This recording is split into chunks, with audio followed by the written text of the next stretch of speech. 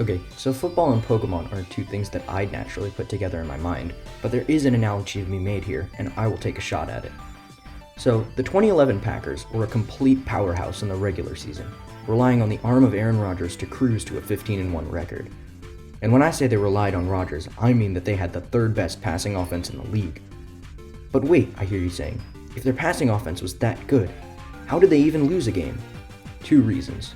One, their defense was below average, ranked at 19th in the NFL that year. And two, their rushing game was awful. They didn't even have one player eclipse 600 yards rushing. These two factors resulted in the Packers playing a lot of high-scoring shootouts and leaving them with very little ability to control the clock. The Kansas City Chiefs exploited these weaknesses by playing tight pass coverage and having their front seven in Rodgers' face all afternoon. And when the passing game wasn't panning out, the Packers didn't have the run game to generate points.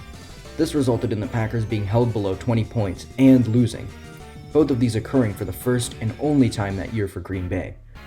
The New York Giants then rolled into Lambeau Field on divisional weekend and used a very similar formula to beat the heavily favored Packers en route to a Super Bowl championship. I miss those days. They almost exactly repeated the Chiefs' formula, but this time with Eli Manning playing some of the best football of his career. When the Giants played stingy pass defense, the Packers weren't able to run the ball effectively and keep the red-hot Eli off the field. The Giants used a strategy that was very simple, make them run the ball. But it almost exactly mirrored the strategy the Chiefs used, which was drawn up to exploit the Packers' biggest weaknesses. This idea also applies to Pokémon, as it's very easy for an opponent to mirror the strategy of someone who defeated you. In episode 34 of Pokémon, the solitary fighter Bee, the threatening Grapploct, Bee provides us with two great examples of the two blueprint strategies that can be used to defeat Ash Ketchum. In this video, I'll be going over these two strategies and one other, their weak points, and some trainers who use them to great effect. Before we can talk about how to beat Ash, first we need to go over his battle strategy. Ash tends to use very fast Pokémon, i.e. Hawlucha, Greninja, and Pikachu, and in his own words, likes to attack, and attack some more. He very rarely likes to use stall strategies and play around with setup moves or strike back moves such as counter or bide, the exceptions being Lycanroc and Goodra. He doesn't have a lot of slow defensive Pokemon, and even if he does, they typically don't perform very well, Torterra. This results in a pretty basic style of offense first. This leaves Ash with two main weaknesses.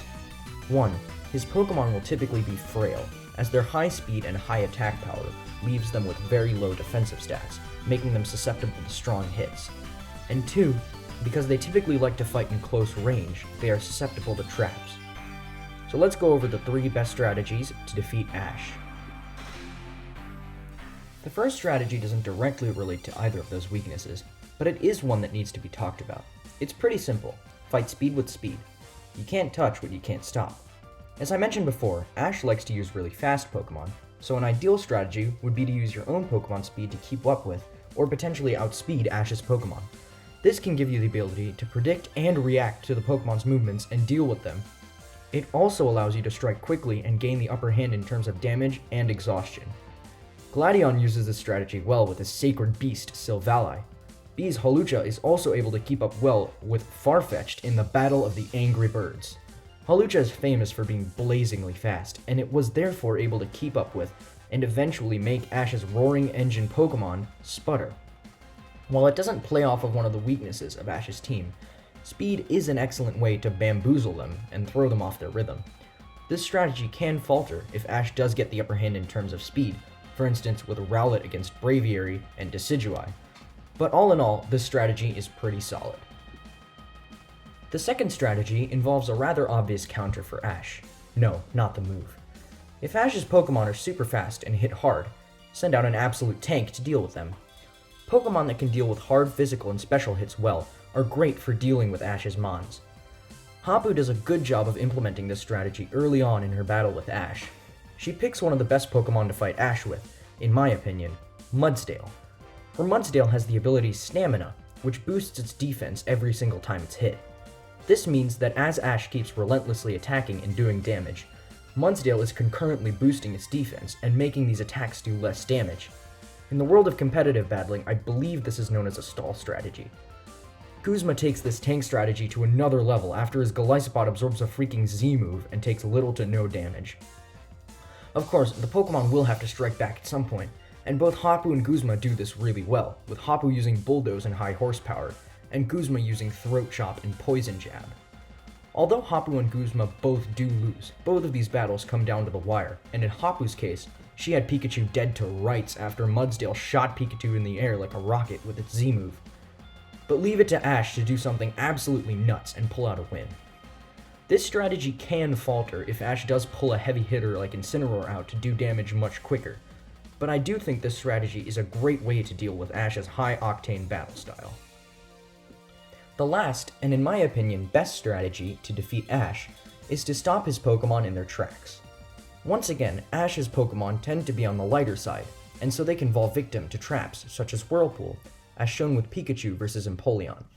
Ash's Pokemon like to win with speed and by confusing the enemy, but if they are trapped and unable to move, they become much easier to land hits on.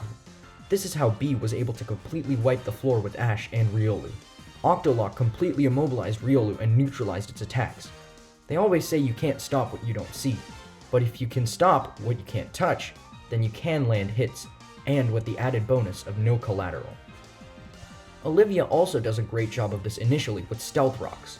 Rockruff was an Ash-trained Pokemon, and so it wanted to go, go, go, and this resulted in it falling into a trap and taking big damage. These traps have two uses, and they both prey off of what I feel to be Ash's Pokemon's biggest weakness. However, if Ash was able to pull something like, say, a Melmetal out of his ass, like shown with Kukui, then that Pokemon would pretty easily be able to deal with the traps and take the hits well. These strategies are just suggestions, and I'm sure there are some other ones. If you do have any ideas, feel free to let me know.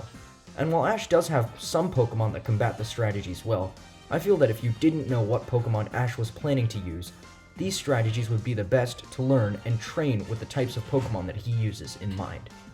Well, that's all I have for this video. I hope you enjoyed it. I've got some other non-Pokemon related stuff planned. At this point, I'm just throwing stuff at the wall to see what sticks. Feel free to give suggestions for what you'd like to see, and I'll give them some thought. Until next time then,